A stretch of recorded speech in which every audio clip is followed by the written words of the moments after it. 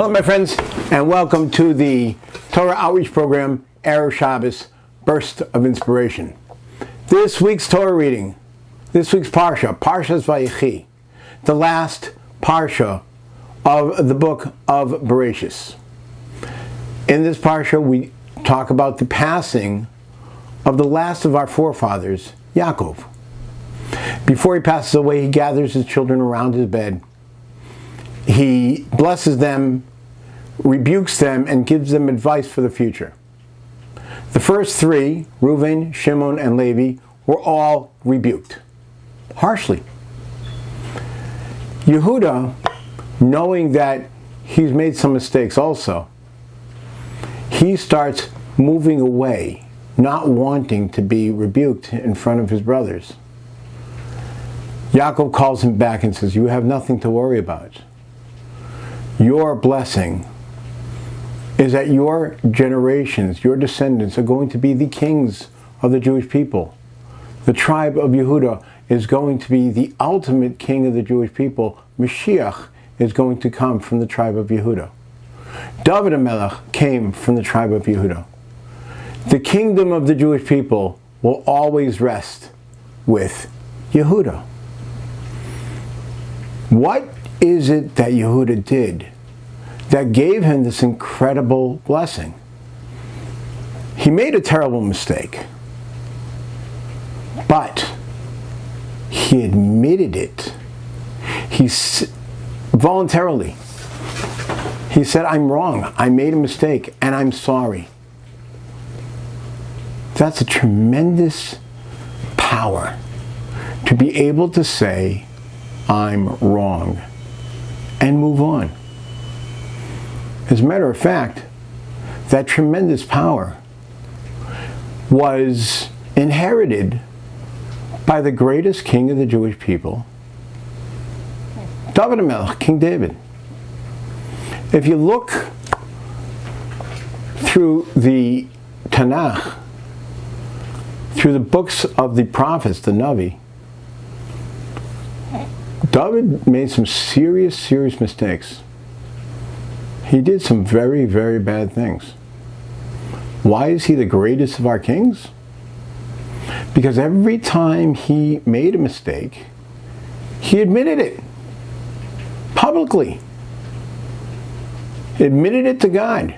Didn't make excuses for himself. He said, "I'm wrong, and I'm sorry."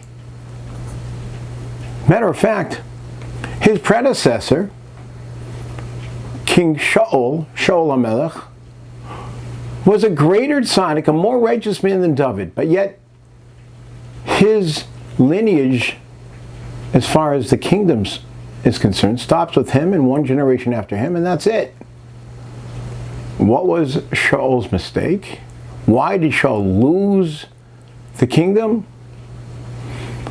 The difference between him and David HaMelech, although David HaMelech did more things wrong than Shaul, whenever Shaul made a mistake, he tried to show he was right. He tried to prove his innocence and wouldn't admit it. David, however, didn't try to prove his innocence. He admitted it. He said he was wrong. And he went on. And he learned his lesson and made himself a better person. Just last week we talked about this. Yosef, when he was in prison, he asked the wine steward for help instead of relying on Hashem, and he was punished with 2 more years of prison. Later, when his brothers were afraid that he would take revenge, he said, "I have nothing against you.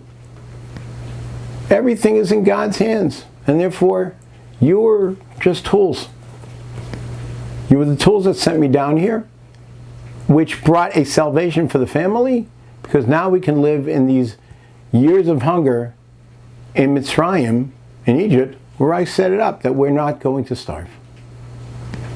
He recognized his mistake from before, He obviously did tshuva, he repented, and he went on. And he's called Yosef HaTzadik, Yosef the righteous one.